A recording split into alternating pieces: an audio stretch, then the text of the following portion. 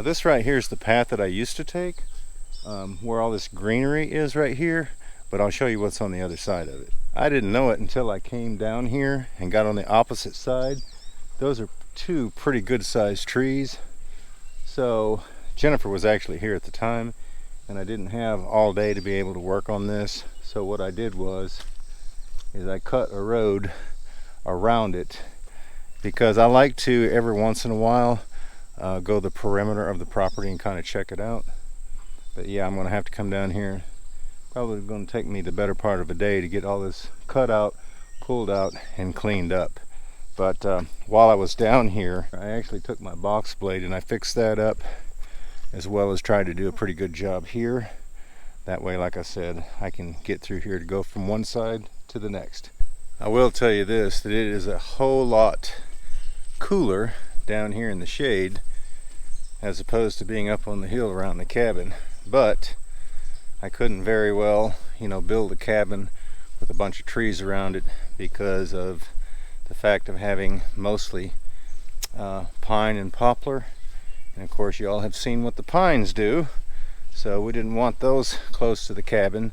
So I just went ahead and basically cut everything down and thought, when I go to landscaping, I'll replant some trees, but I'm going to plant hardwoods. And I'll plant some evergreens, but I'll get them in a position where they won't actually bother the cabin, because that'll provide me greenery all year. But anyway, yeah, I thought I'd bring you down here and show that to you. Anyway, Jennifer, she's sitting up there at the cabin, so we're going to head back on up there, and I'll see you at the top. Well, hey guys, sounds like my neighbor's popping off a few rounds, so if you hear something like that, you'll know what it is. Anyway, I told you we had a surprise. Jennifer was waiting up here. She's going to answer some questions that we got about all the canning that we did. First of all, how do you like old Rickadile Dundee over here? It's looking pretty good, right? So I had someone ask about the sauerkraut. Yes, it's not done in a crock. Okay, we didn't have a crock. So I only hand tightened them. I didn't tighten them all the way. Hand tightening them, which allows the gas. Yeah, allows the gas to come up, any juices or whatever to flow out, and we just continue to make sure it's still hand tight. So hopefully those will turn out. I think I canned 32 pints of corn the other day that we put up in 1 quart, and we've done. I also tried the pickles. They were pretty salty, they were pretty dill, but they were also pretty good. Yeah, what he said. What else do we do? We've gotten about 6 or 7 quarts of tomatoes. Mm-hmm. So I'll be doing some of those. Oh, we got a pint of little bitty green beans for him. Woo woo!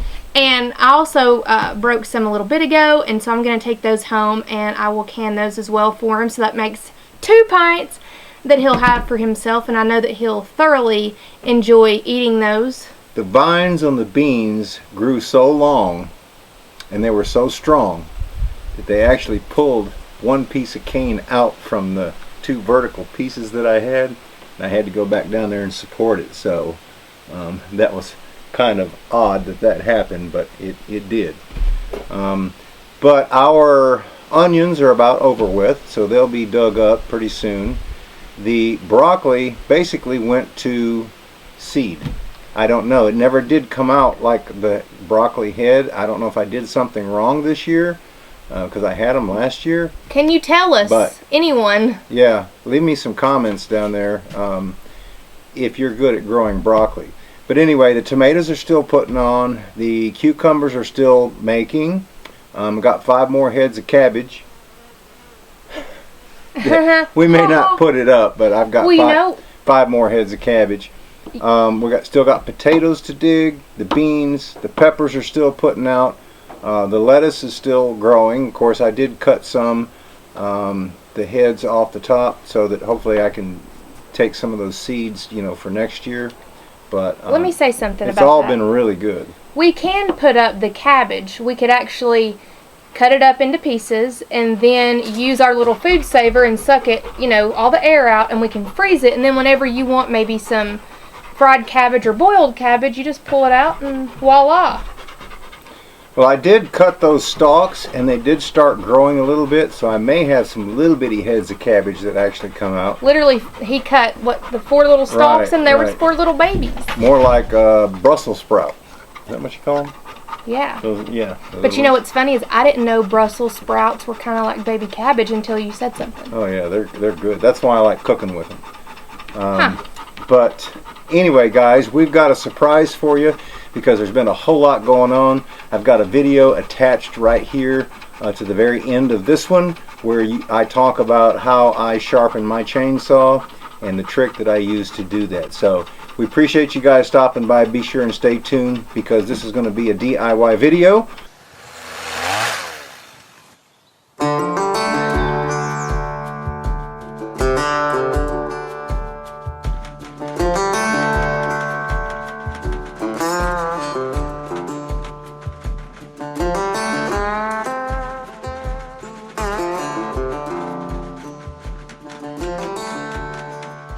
Well, hey everyone, welcome back to the cabin. You know, the kids are on to me all the time.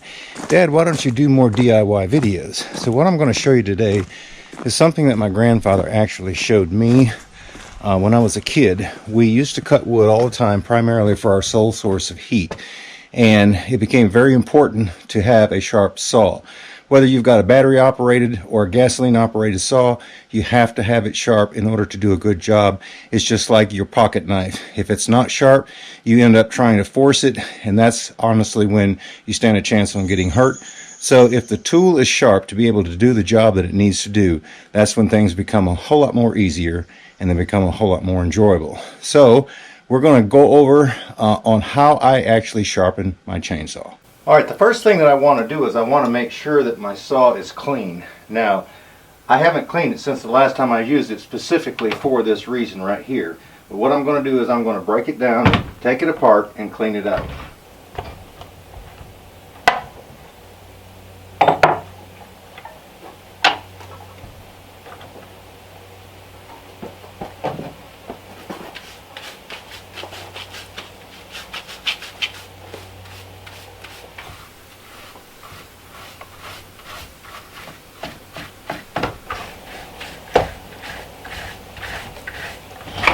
Okay, now that I've got it clean, I'm going to put it back together, and I even cleaned the bar here because there are 2 little holes. There's one right here on the top side, and then there's one right here on the bottom side, depending on which way you're looking at it, that actually the oil actually comes through to lubricate the chain. So we're going to go ahead and put this back together. A little WD-40 goes a long way in being able to help clean something up too from being really, really grungy.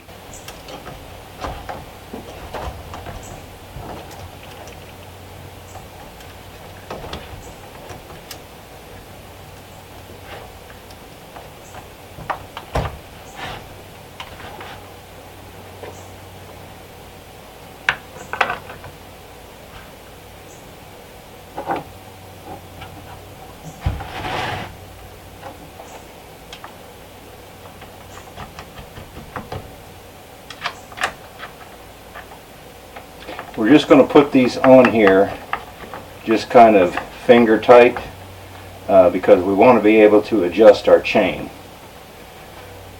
Now what he always taught me was to lift up on the bar, which you see created a little bit of give right here in the chain, because when you're cutting down you're always pushing force downward, and then tighten the chain up from there. So what I'm going to do is just barely tighten that chain up, and what I want is just a little bit of slack like that right there. And then I'm going to go ahead and tighten these up some more.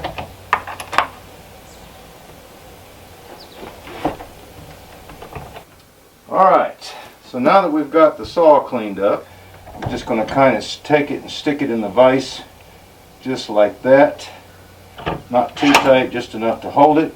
And we want the chain to be able to be free and rotate.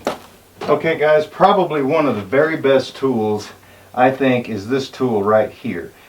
What this does is it rides along the top of the teeth up here as you're filing. Okay, it's also got marks on the inside here where you can kind of line the marks up parallel with the bar so that you know you've got the right angle, and just try to keep that angle right there. And I generally do 4 or 5 smooth strokes, or until I feel like that the chain is sharpened.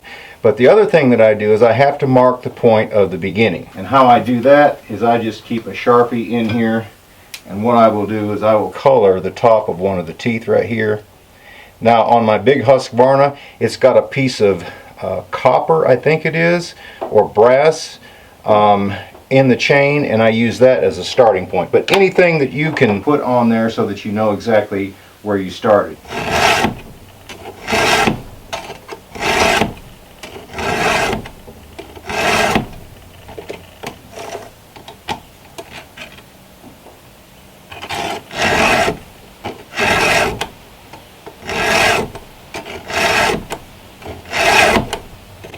The other thing that he told me to do is when I'm filing forward, is not to drag my file backward, because then it messes up my cut. So I lift it up, bring it back, set it back down in there, and then do it again. Okay, the other thing that you want to do when you get done with one side, you want to reverse your saw, and if you need to, go ahead and remark that, and then basically follow the same pattern.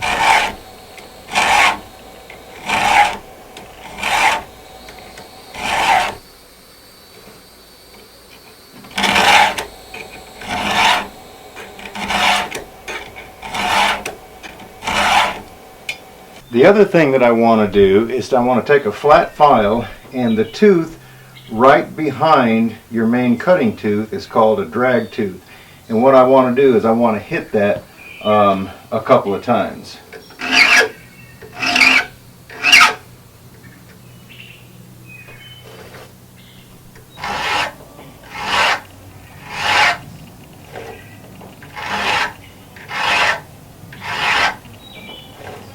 Now, if you've not been using one of these right here, I would recommend highly that you get one, because this helped me to be able to freehand file my saws and be able to kind of get it right. There are people who can actually use this freehand with just the file portion, but I'm not one of them, and that has made all of the difference. Another thing too is if your chain is just all out of whack and it's going to take a lot of sharpening to do that, my suggestion is just go buy a new chain.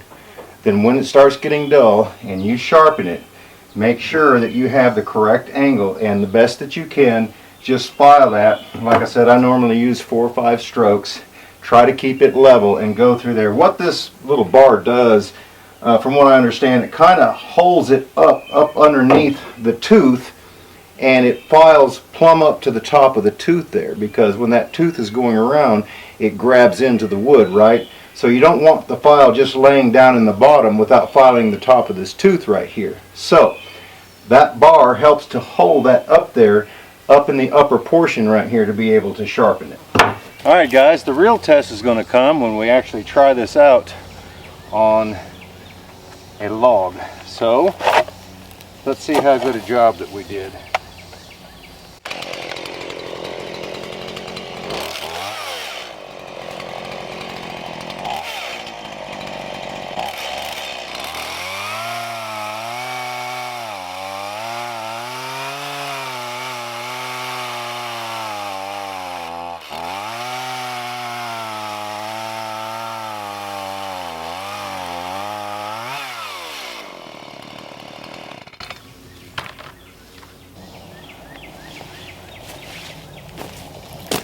Alright guys, what we want is we want those bigger shavings like that right there.